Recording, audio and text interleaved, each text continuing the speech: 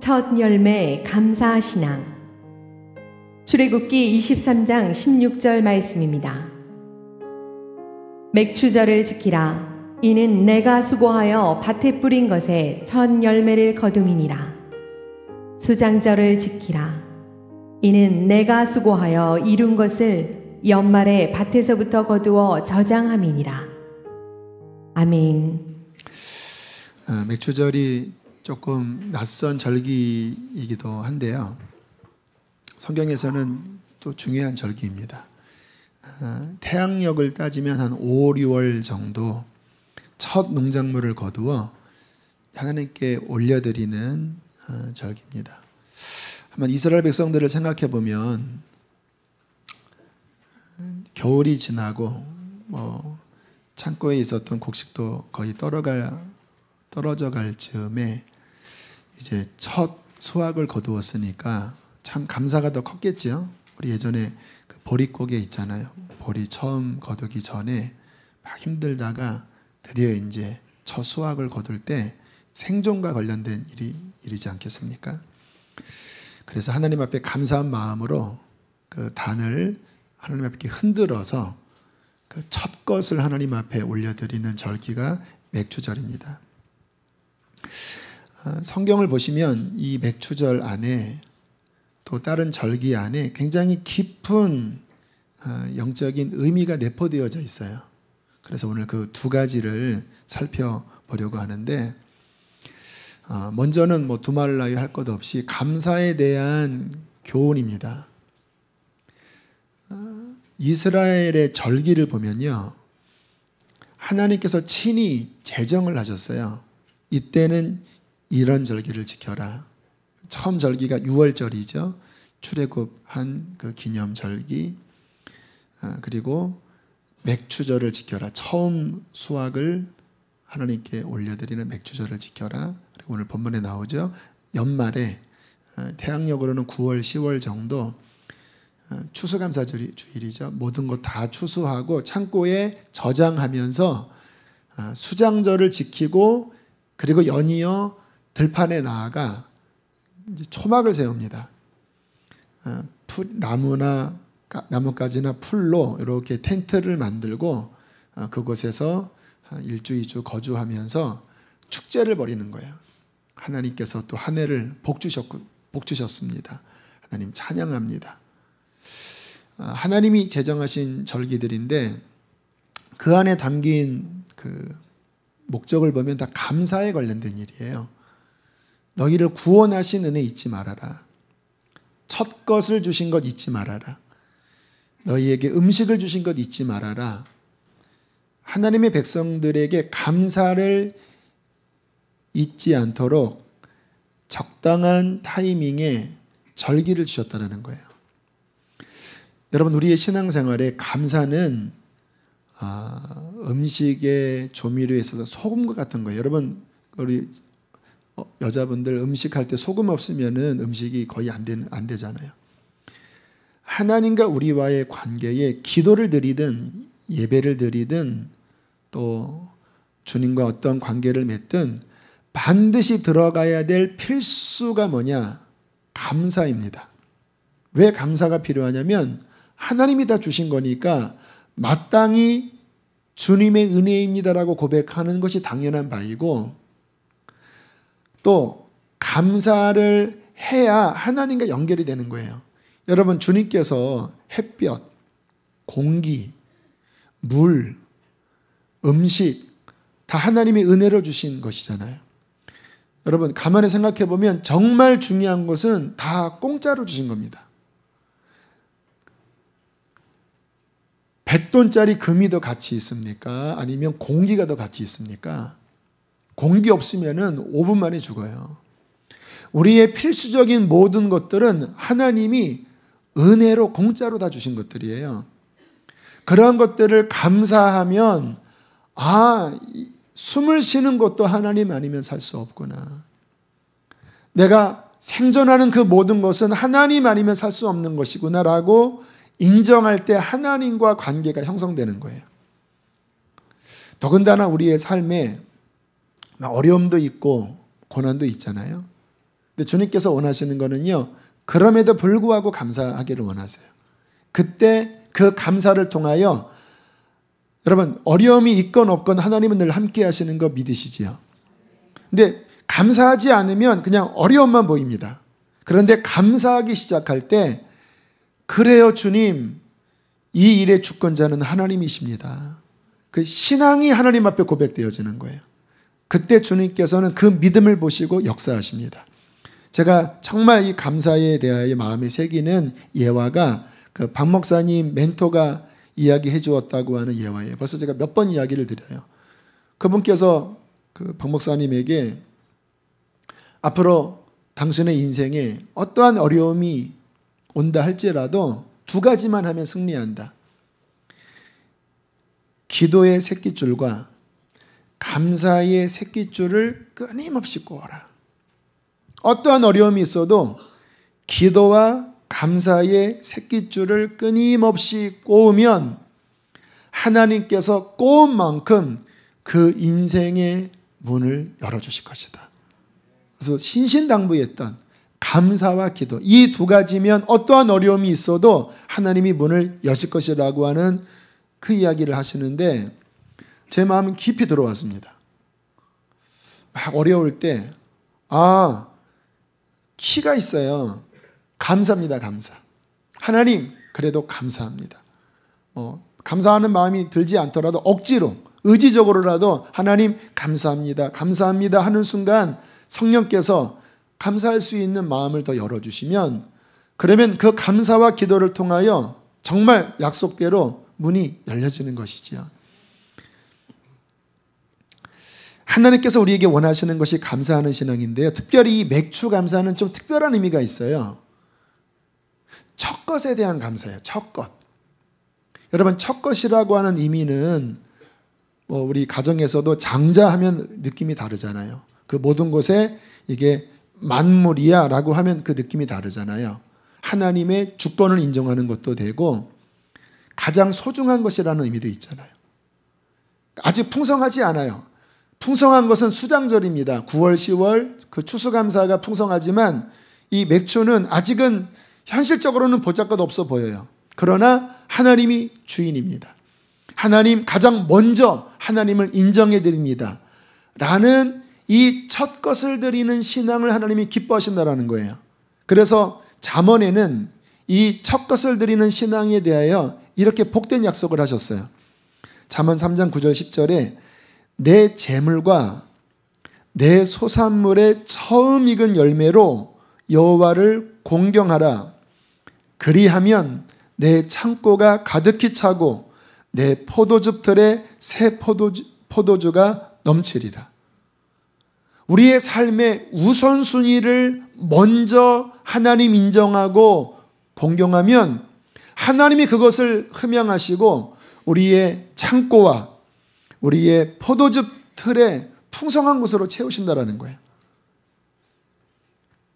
이 말씀을 그러면 현대에 어떻게 적용할까가 좀 고민이지요.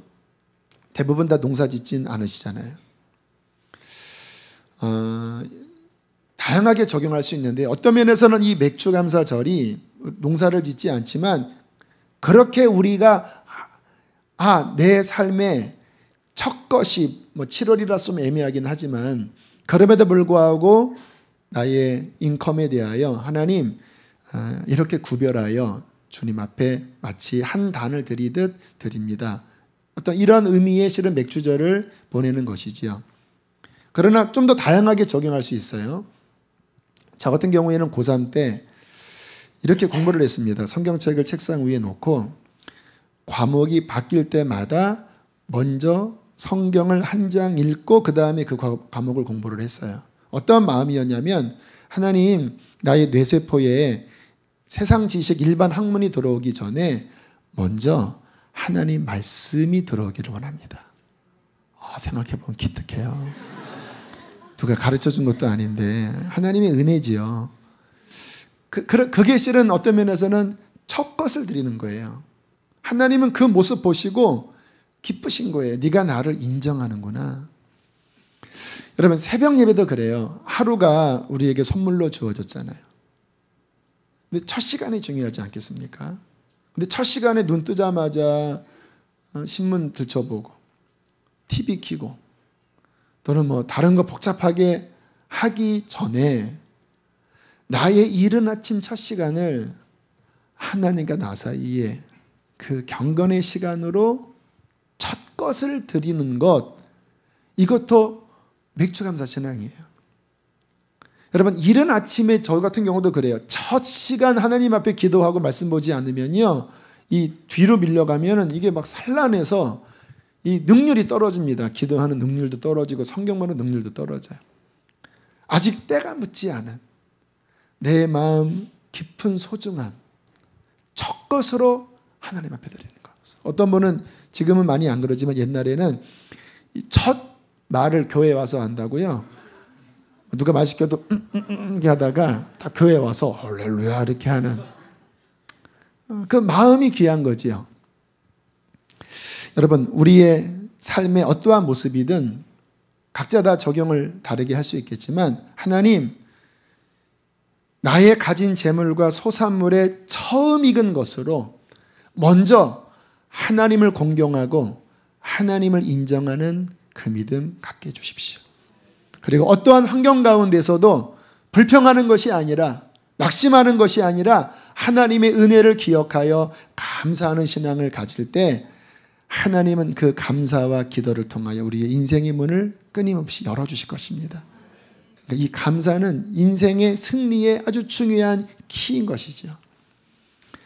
자, 두 번째 중요한 교훈이 있는데요. 이것은 좀 성경을 깊이 봐야 되니까 오늘은 좀 집중해서 말씀을 경청하시면 감사하겠습니다. 구약에 보면 여러 절기들이 나와요. 뭐 레위기, 또 출애굽기, 또 신명기에 보면 뭐 이러한 절기를 지켜라. 좀 낯설기도 하고 이게 무슨 의미인가 싶기도 하지만, 저는 성경을 보면서요, 이게 그냥 구약에서 지키라는 절기가 아니라 이 안에 엄청난 하나님의 청사진이 들어있구나라는 것을 배웠어요. 구원에 관한 파노라마가 이 절기 안에 담겨져 있습니다. 그래서 이 구약의 절기를 신약 말씀과 이렇게 연결시키면요, 하나님의 구원 계획이 쫙 펼쳐집니다. 그 펼쳐지는 가운데 이 맥주감사 신앙, 그리고 수장절 신앙, 이러한 것들의 의미가 우리에게 아주 중요하게 보여지는 그 교훈이 있다라는 거예요. 자, 이 절기를 좀 그 구원의 파노라마로 정리를 하면, 제 처음 절기가 6월절이라고 그랬잖아요. 6월절은 어린 양의 피를 문 좌우 임방과 문설주에 발라서 죽음의 재앙을 피하고 출애굽을 했죠. 이 6월절에 예수님께서 십자가에 달려 돌아가셨습니다. 그래서 이 어린 양이 예수님을 상징하는 것으로 그렇게 표현되어 있어요. 자, 그런데 보통 사람들이 성경을 보면서 캐치하지 못하는 이야기가 나오는데, 저는 이제 성경 막 절기 연구하다가 하나님이 깨닫게 하신 부분이에요.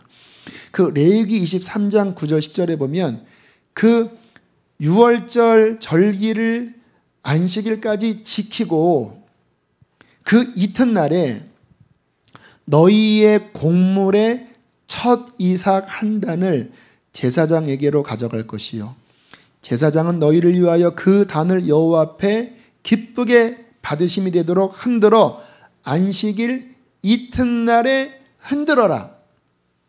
여기에 첫 이삭 한 단이 나와요. 첫 것을 드리는데, 근데 맥주절은 아니에요. 6월절 안식일 다음 날이에요. 이 첫 이삭 한 단은 누구를 의미하는지 아세요? 고린도전서 15장 20절에 이렇게 말씀하고 있습니다. 그러나 이제 그리스도께서 죽은 자 가운데서 다시 살아나사 잠자는 자들의 첫 열매가 되셨도다. 주님이 구원 사건은 이제 우리의 구원을 이제 첫 스타트로 여는 사건으로도 성경은 보여주거든요.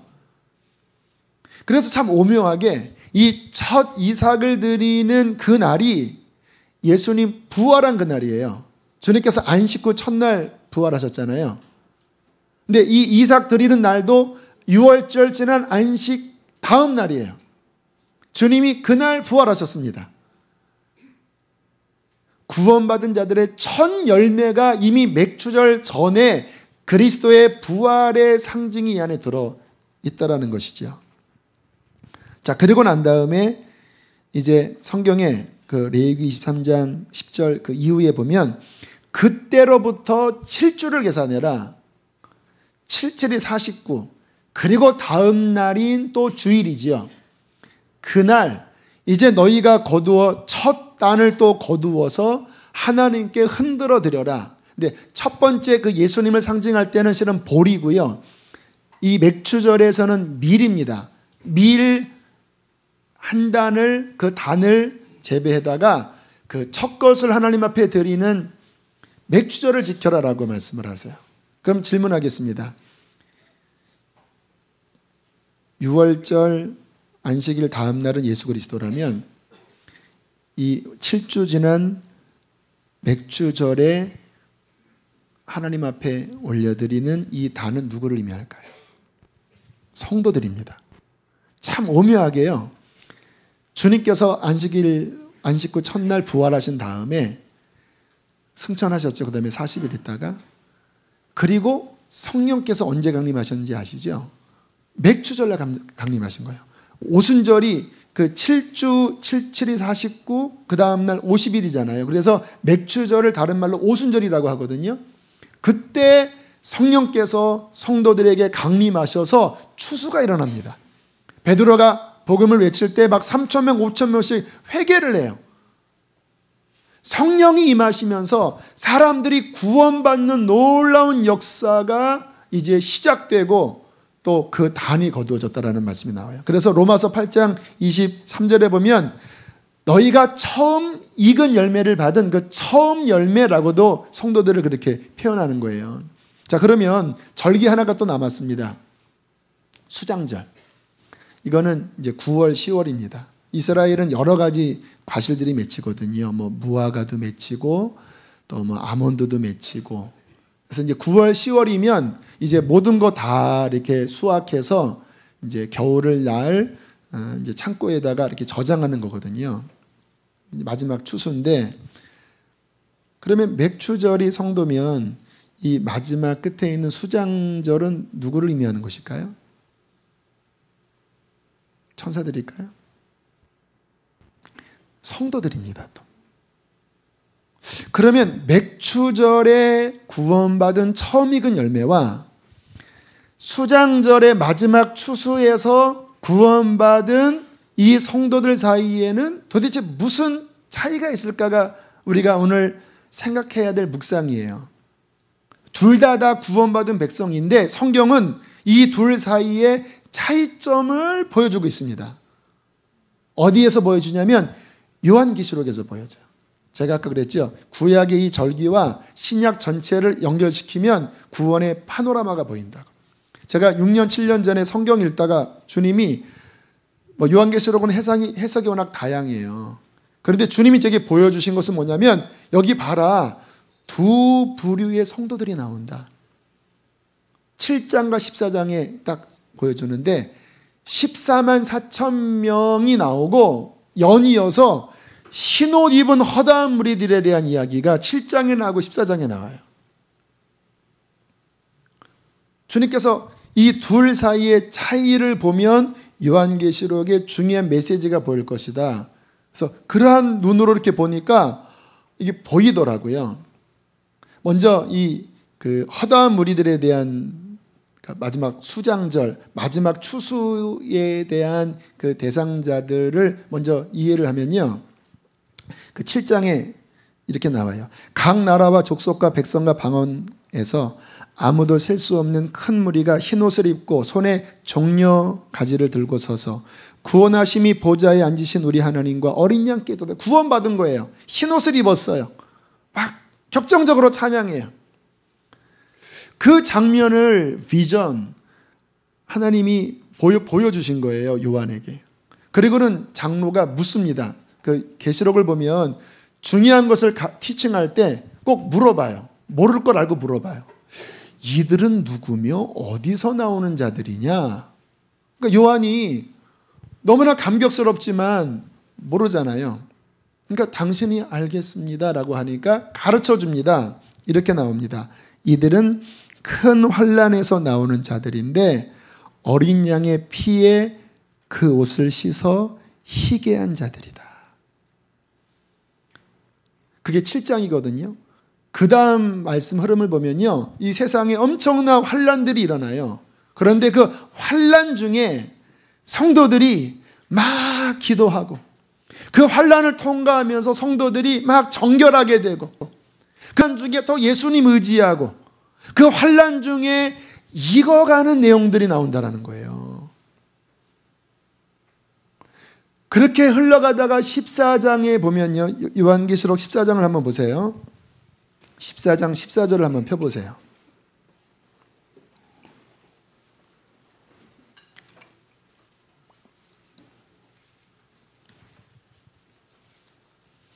요한계시록 14장 14절 보면 그 앞에 제목이 있는 아마 성경을 갖고 계신 분들이 많으실 거예요. 뭐라고 나오지요? 그러면 무슨 절기예요? 수장절이죠. 마지막 추수라는 거예요. 자, 이제 그 시간이 다 지나서 이제 마지막 수확을 할 때 장면이 14절로 16절입니다. 세 절을 읽겠습니다. 시작.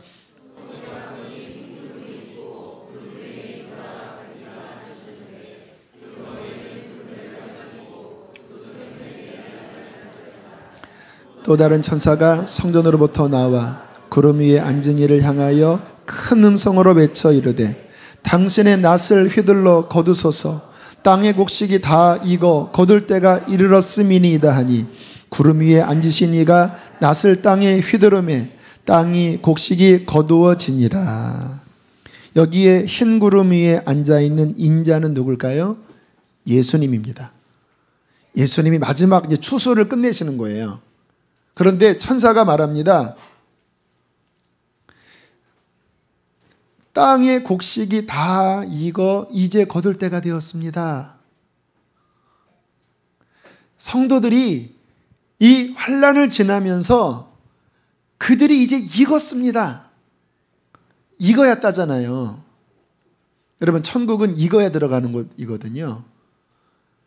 그런데 아직 덜 익은 상황 가운데 있었는데 그 환난의 바람을 통과하면서 이제 익은 거예요. 이제 역사의 마지막, 이제 추수할 수 있는 준비가 된 거예요. 이제 됐습니다. 당신의 낫을 휘둘러 거두소서. 그러니까 인자 같은 이가 예수님이죠. 낫을 싹 휘둘르니까 수많은 사람들, 구원받은 사람들이 이제 마지막에 대추수를 거두어 천국 창고 알곡으로 들어가는 장면이 나와요. 그리고 15장에 가면 구원받은 사람들이 그 보좌 앞에 유리바다에서 막 춤을 추면서 모세 노래를 부르면서 막 의로우시도다 하면서 막 찬양하는 그런 장면이 나와요. 이게 이제 마지막 추수예요. 근데 여기서 중요한 거는 이 고난을 통해서 익어간다라는 거예요. 여러분, 성도들에게 있어서 이 고난은 결코 해롭지 않습니다. 하영준 목사님이 그러시더라고요. 하영준 목사님 막 병이 많으셨잖아요. 일주일에 투석 2-3번 하시고 신장이 다 망가지셔서 간암 수술 5차례인가 하시고 종합병원이셨습니다. 근데 뭐라고 목사님들에게 이야기를 하시냐면 이 고난을 당해보니까 이 허세가 다 빠지더래요. 고난이 없을 때는 내가 좀 잘났지 않니 이런 마음이 나도 모르게 이렇게 있었는데 한번 투석하고 힘이 다 빠지고 간암 수술하고 이렇게 보면 아, 내가 정말 초라한 사람이구나. 그 헛된 것들이 다 빠져나가더래요. 제가 이렇게 가만히 보면요, 고난이 올 때 구원받은 사람들은요 정결함으로 나갑니다. 더 주님 붙잡고 회개하더라고요. 그런데 구원받지 못한 사람들은 고난이 오면 하나님 원망하고 떠나더라고요. 고난이 올 때 더 하나님 붙잡는 사람은 하나님이 택한 사람입니다. 그러한 시간들을 통하여 이제 정말 자신을 준비하여 신부가 옷을 단장하여 이제 정말 주님만 높이는 천국에 들어가기에 합당한 거룩한 백성이 되어 혼인잔치에 들어가는 게 요한계시록 끝이거든요. 이게 이제 마지막 추수의 대열에 참여하는 흰옷 입은 허다한 무리들이에요. 그런데 요한계시록 14장 처음에 보면 또 다른 부류의 사람이 나오는 거예요. 14만 4천. 이건 되게 위험한 이제 성경 해석이에요. 주로 이제 이단들이 다 이거 가지고 걸고 넘어지기 때문에 이제 제가 조심해야 됩니다. 신고하지 마십시오. 하지만 성경에 나와 있는 것을 교회가 입 다물면 이단에게 당하는 거죠. 바르게 가르쳐야 되지 않겠습니까? 어떤 분들은 14만 4천을 진짜 육적 이스라엘이라고 말씀하는 목사님들도 계십니다. 요한계시록 저명한 강해가 가운데 육적인 이스라엘이다. 근데 저는 조금 퀘스천 마크입니다. 왜냐하면 지금 이스라엘 사람들이 지파가 사라져 버렸어요. 수천 년간 디아스포라로 흩어지면서 이제는 지파는 없습니다. 그냥 유대인들입니다. 유대인들. 근데 여기 14만 4천은 뭐 무슨 지파로 이렇게 나누니까 그거는 글쎄요 라고 생각이 들고, 이단들은 주로 요거 가지고 지네들이라고 합니다. 뭐 신천지는 무슨 뭐 요한 지파 무슨 지파가 다 우리나라에 다 깔려 있어요. 제가 그분들에게 뭐라고 하는 게, 어떻게 복음이 열방으로 퍼져야 되는데 어떻게 한국 땅에 딱 갇혀버렸냐, 이 말이 되냐. 이단들의 해석이고요. 저는 그렇게 봐요. 14만 4천은 진짜 그 14만 4천이 아니라 상징적인 숫자라고 보는데, 이들은 성도들 가운데 구별된 귀한 신앙인들이라는 거예요. 그러니까 예수님 믿는 사람이 많이 있지만 정말 이렇게 구별된 사람들이 있잖아요. 저분은 어떻게 저렇게 신실할까.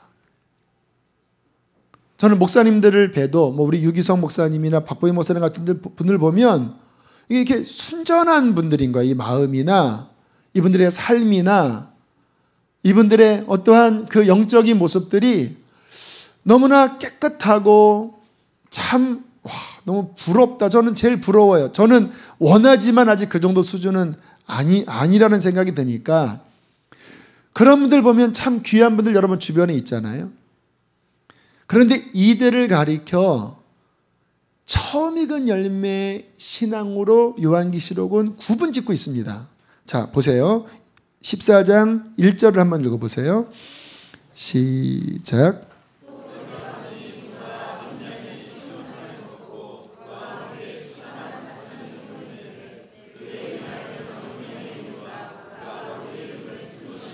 사절로 5절 시작.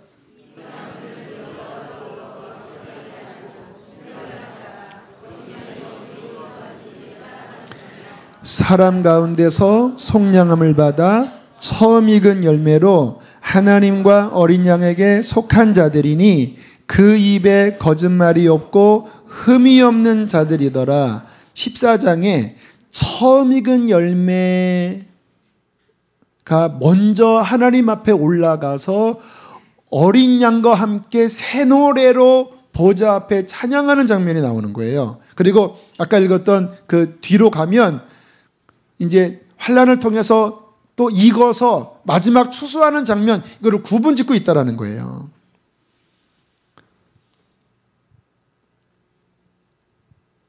이 처음 익은 열매 신앙인들을 이 요한계시록은 굉장히 이분들을 이렇게 인정하고 있어요. 오늘 설교 제목이 첫 열매 감사 신앙인데요. 이 첫 열매 신앙의 특징이 1절에 보면 그들의 이마에는 어린 양의 이름과 그 아버지의 이름을 쓴 것이 있더라. 여기에 이름이 써 있는 거예요. 뭐를 뜻할까요? 그 사람들의 이 땅에서의 신앙생활은 하나님의 백성인 것이 그 삶에 분명히 드러나는 것입니다. 내가 직장에서나 어디에서나 그를 보면 저분은 그리스도인이구나. 왜요? 분명하네. 여러분 그런 이야기 들었나요? 야, 당신 교회 다녀요? 또는 당신을 보니까 하나님이 살아계신 것 같아요. 그런 얘기 들은 적 있나요? 어떤 분은 직장생활 한 20년 했는데도 부장님 교회 다녔어요? 막 20년 만에 이런 얘기를 듣는 얼마나 이마에 주님의 이름이 없었으면. 그런데 분명하게 그의 삶에 주님의 백성이라고 하는 분명한 증거들이 드러날 수밖에 없지요. 왜? 하나님의 사람이니까. 이 사람들은 양다리 걸치는 사람이 아니에요. 분명한 거예요.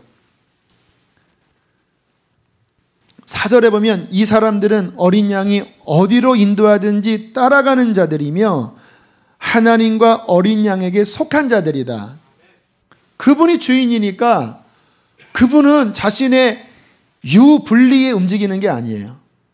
자신의 이익과 불이익에 움직이는 게 아니라 어린 양이 죽음으로 인도하면 죽음으로 가는 거고, 어린 양께서 서라 하면 서는 거고, 어린 양께서 가자 하면 그분을 따라가는, 정말 그분의 주인됨을 그 삶으로 순종하며 사는 자들이라는 거예요.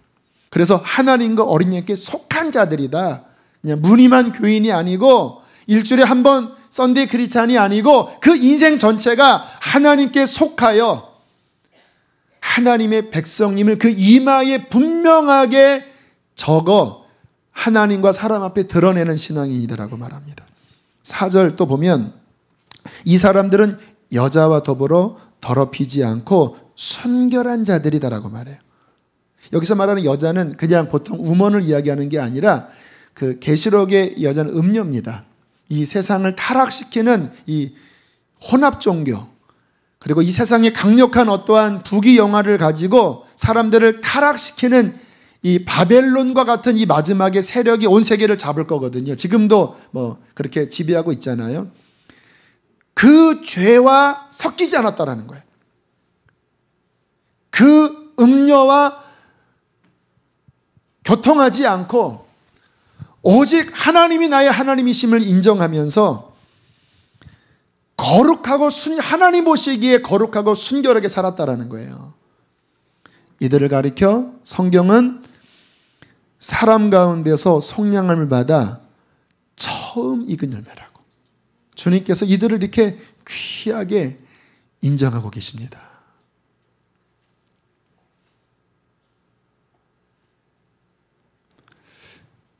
이 말씀을 통해 하나님께서 우리에게 주시고자 하는 귀한 메시지가 있어요. 저는 신앙생활을 하면서 저 자신이나 우리 성도님들을 바라볼 때 안타까움이 있습니다. 잘 안 읽는다라는 거예요. 10년이 되고 15년이 돼도 잘 안 읽어요.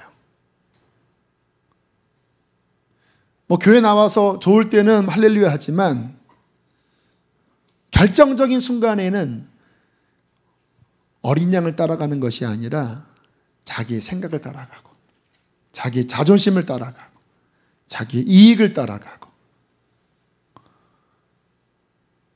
교회에서는 하나님께 속한 것 같지만 저 세상 나가면 도대체 회색지대에서 정말 하나님의 사람인지 아닌지 모르게 그렇게 가면 쓰고 우리가 살아가는 모습들, 주님께서는 그러한 모습들을 보시면서 탄식하고 계십니다. 여러분, 천국은 알곡들이 가는 곳이잖아요. 이 구원을 추수로 성경에서 묘사했다면 익어야 들어가는 거잖아요. 교회를 다니지만 여전히 자아가 펄펄 살아있고 여전히 10년, 20년 됐는데도 여전히 익지 않았다면 하나님이 어떠한 마음이겠습니까? 그러니까 하나님께서 어떤 환난을 통해서라도, 성경은 그래서 환난을 하나님의 은혜라고도 표현합니다. 그 환난을 통해서라도 버릴 거 버리게 하시고 그 내면에 정말 예수 그리스도의 순전한 사람이 되도록 주님께서는 그렇게 있게 하셔서 마지막 준비시키셔서 추수를 하는 그 구원의 역사를 하나님이 주권적으로 이루신다라는 거예요. 그러나 그에 앞서 14장 1절로부터 5절까지에 보면 그런 환난이 있었는지 없었는지 모르지만 그들은 이미 먼저 준비되어 있어요. 이미 더럽혀지지 않고 순결한 마음으로 정말 하나님의 자녀임을 분명히 드러내면서 주님과 동행하는 그 모습이 이미 익어져 있는 거예요. 주님께서는 그들을 먼저 첫 열매로 거두시고 영광을 받으십니다. 그리고 이후에 어떠한 과정을 통하여 마지막 준비시키신 다음에 대추수를 이루는 거죠. 저 여러분 마음속에 영적인 욕심이 있게 되기를 바랍니다. 이왕 주님을 믿을 거 5년 10년 신앙은 연조가 길다고 변화되는 것은 아닙니다. 1년이 된다 할지라도요, 정말 주님, 내가 십자가를 내 중심에 새깁니다. 내 자아로 살지 않겠습니다. 주님, 음란함, 주님, 세상 욕심들, 주님, 모든 잘못된 것들 그리스도와 함께 못 박혔습니다. 막 싸우고, 주님, 내 힘으로 살지 않고 예수님의 생명으로 살도록 도와주십시오. 그렇게 매 순간 십자가를 나의 중심에 매 순간 적용하고 주님을 붙잡으면 그 신앙은 처음 익은 열매로 신속히 익게 될 것입니다. 그렇게 변화되면요, 그 삶에 하나님의 은혜가 더 풍성하게 나타나요. 주님과의 동행이 더 긴밀하고 그분의 임재가 더 충만하고 분명하며 그의 삶을 통하여 하나님의 뜻을 이 땅 가운데 이루지 않겠습니까? 그런데 많은 사람들이 조금 은혜 받으면 막 좋아하는 것 같다가 조금만 시험이 오면 뒤로 물러나고 다시 옛날 방식으로 살아가니까 이게 익으려다가 다시 골고, 이러한 안타까운 모습이지 않겠습니까? 특별히 시련을 당한 자들 믿음을 붙잡으시길 바랍니다. 지지난주인가요? 그 성결대학 그 신학대학 그 영성 집회를 할 때, 그때 하필이면 제 삶에 막 뭔가 문제들이 막 터져서 제일 정신없고 복잡할 그 한가운데에 성결신대 집회가 딱 들어간 거예요.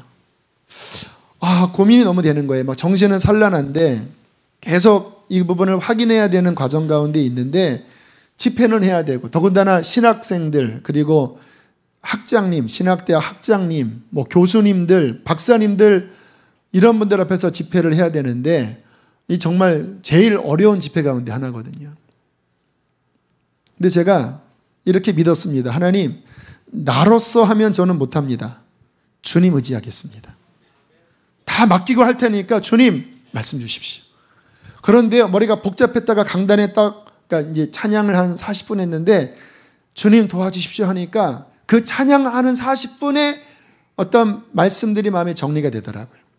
그리고 강단에 올라갔는데요, 정말 그 제 근래 한 몇 년 사이에 가장 힘있고 가장 분명하고 가장 충만했던 집회였어요.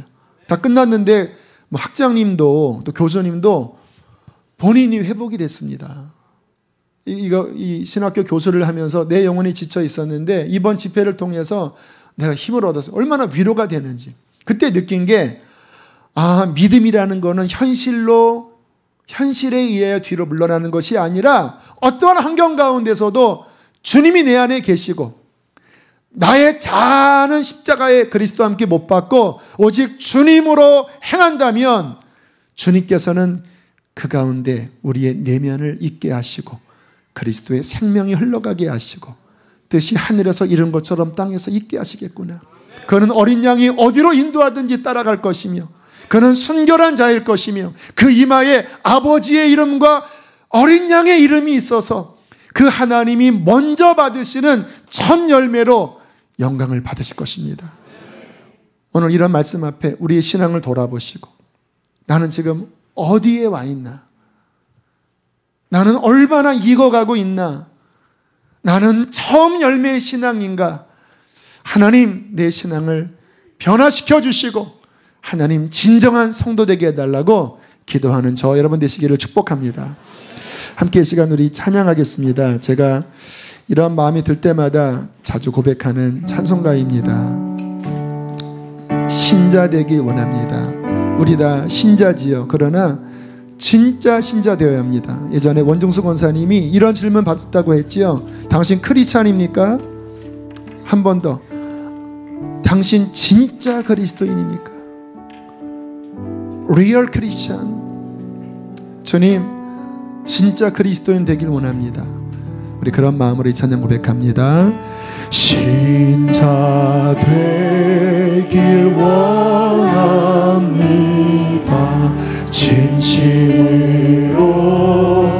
진심으로 신자 되길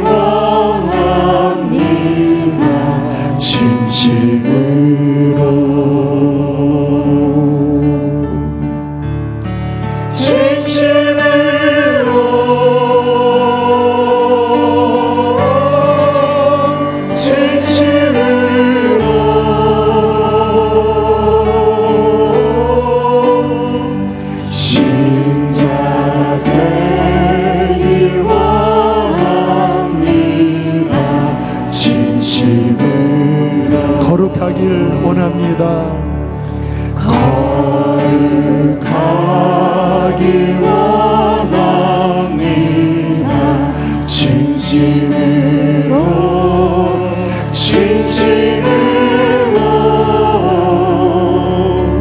거룩하길 원합니다. 진심으로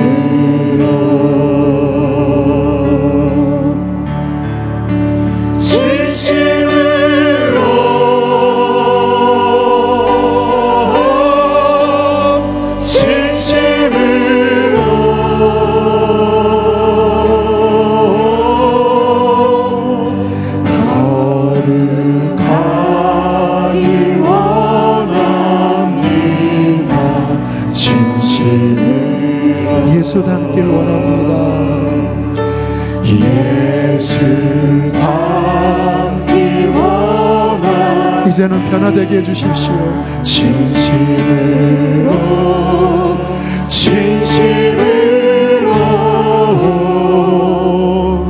예수 닮길 원합니다. 진심으로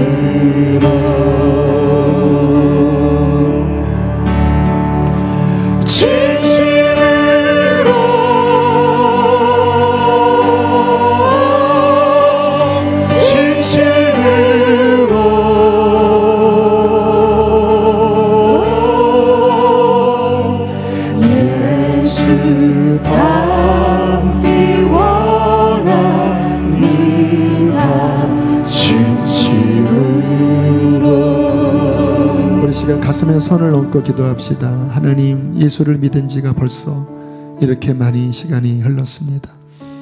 한때는 뜨거웠던 첫사랑도 있었고, 한때는 신앙의 감격도 있었지만, 혹시 지금 다 그 불이 식어져 버리고 다시 옛날로 돌아간 그러한 변질된 모습은 아닌지, 하나님 변화되기 원합니다. 첫 열매 신앙 되기를 원합니다. 진짜 예수 닮기 원합니다. 하나님, 내 속에 오셔서 잘못된 것들을 다 끊어주시고 이제 정말 주님 앞에 설 때 부끄러움이 없는 그러한 믿음으로 나를 이끌어 주시옵소서. 우리 주여 한번 부르시고 기도하시겠습니다. 주여, 하나님, 우리 아버지 용서하여 주십시오. 용서하여 주십시오. 하나님, 저를 믿는 지 벌써 이렇게 수많은 시간들이 흘렀습니다. 그러나 아직 잊지 못한 아버지 소리가 모습입니다. 용서하여 주세요. 변화시켜 주세요.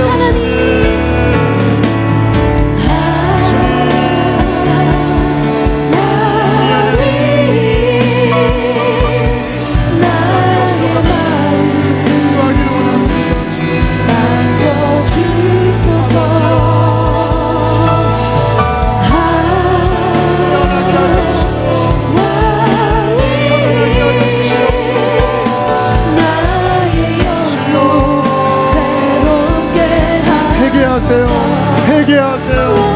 회개하세요. 주님, 아버지요, 변화시켜 주세요. 십자가를 붙잡기 원해요. 살아날지어다. 주님만 의지할지어다. 변화되어질지어다. 주여, 좀 더 기도하세요. 더 기도하세요. 주여, 아버지여, 회개합니다. 오해로 정결하게 씻어주시고 주여, 우리를 불러주시옵소서. 우리를 느껴주시옵소서.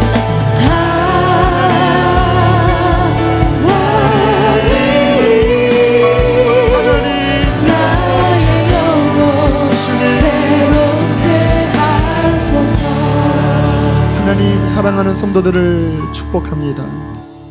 우리의 믿음 연조가 오래되었지만 아직 젖을 먹는 유아 신앙에 머물러 있는 우리의 모습을 바라봅니다. 주님, 언제나 우리가 주님을 닮은 익은 신앙으로 변화되겠습니까? 내 자존심 하나 이기지 못하고 내 마음의 욕심 하나 이기지 못하고 하나님과 세상, 성령과 육신 그 사이 언저리에 늘 배회하고 있음을 회개합니다. 다시 십자가를 붙잡기를 원합니다. 나의 옛사람을 날마다 십자가에 믿음으로 못 박게 하여 주시고 내 안에 예수 그리스도 주님을 온전히 바라보고 주님을 힘입어 살게 하여 주십시오. 우리의 이마에 아버지의 이름과 어린 양의 이름을 새겨주시고 세상 더러움과 타협하여 더럽혀지지 않는 깨끗한 신앙 되어지게 하시니 어린 양이 어디로 인도하든지 오직 주님의 뒤만을 따라가는 주님의 종들 되게 해주시고 우리 입에 거짓이 없고 주님 앞에 흠이 없는 자로 첫 열매로 드려지게 해주십시오. 우리 힘으로 할 수 없습니다. 성령님이 도와주시고 날마다 우리를 진리로 깨우쳐 주시옵소서. 축복합니다. 그러한 믿음으로 주 앞에 드린 예물을 기쁘게 받으시고 우리의 모든 삶에 먼저 하나님 당신의 주권을 인정하는 첫 열매 감사신앙 되게 하옵소서. 이제는 우리를 죄에서 건지신 예수 그리스도의 은혜와 하늘 아빠 아버지의 그 크신 사랑하심과 보혜사 성령의 내주하심이 사랑하는 교우들에게 한 주간 충만히 함께 하시기를 간절히 축원하옵나이다. 아멘.